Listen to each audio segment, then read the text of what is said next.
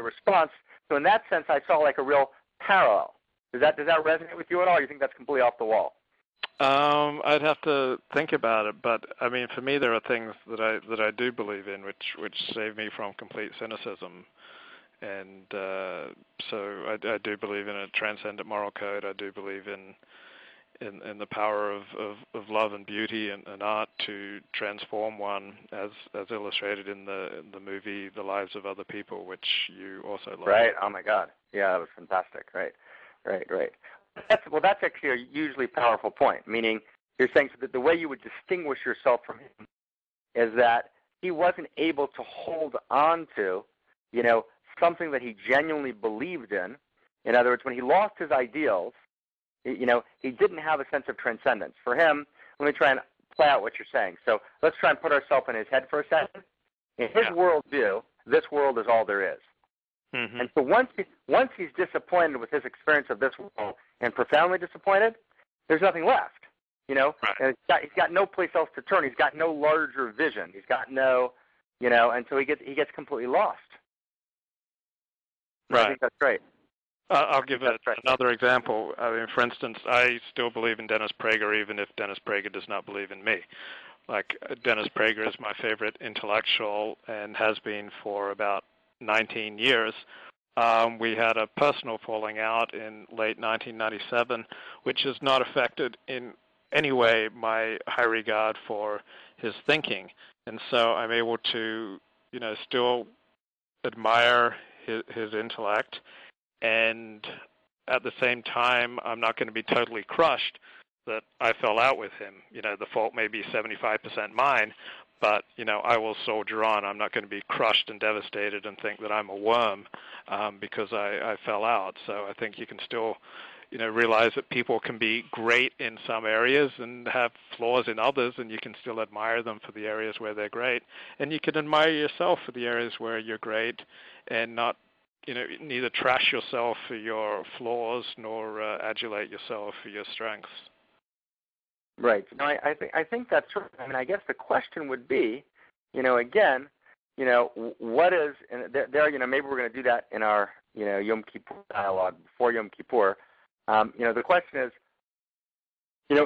in the way that a person, that anyone lives, in the way that we live, what is our moral code, and how does it work, and how do we, in other words, are we subject to a moral code that we kind of all agree on, or do we all each kind of create our own very subjective moral code? And there's probably some mixture of the two.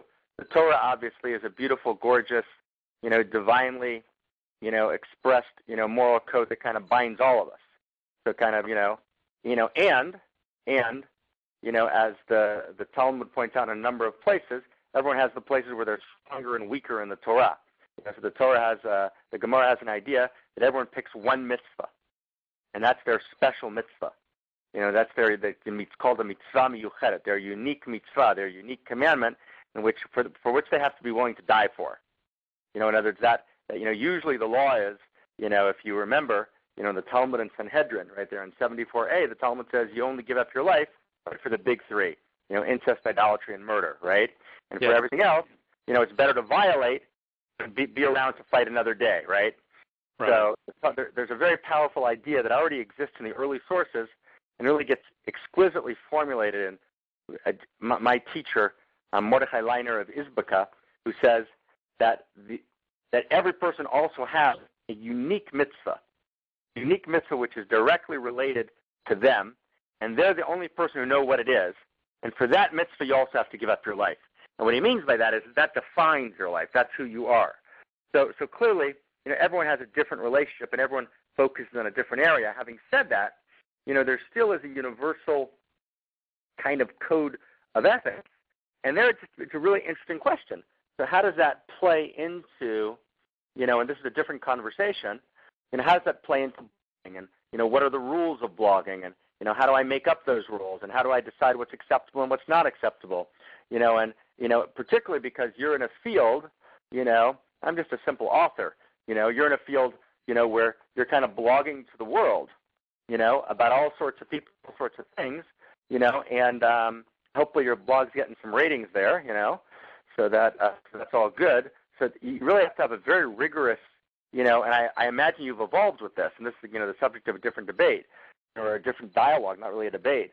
But, you have to have a really rigorous code of, what goes on a blog and what doesn't go on a blog. And, really you have to be a psychologist, an ethicist, a political strategist to know why people are telling you things, etc. You're not in a simple position, my friend, and you also don't have a board of overseers. You're completely autonomous and independent. So, you're in a very complex, postmodern position where you basically create your own pulpit, as it were. You can speak to quite a lot of people, and therefore just the ability to talk, creates a certain amount of power, which creates a certain amount of responsibility, with a rapid independence. That's a very long way of saying that, whoa, that's a big deal.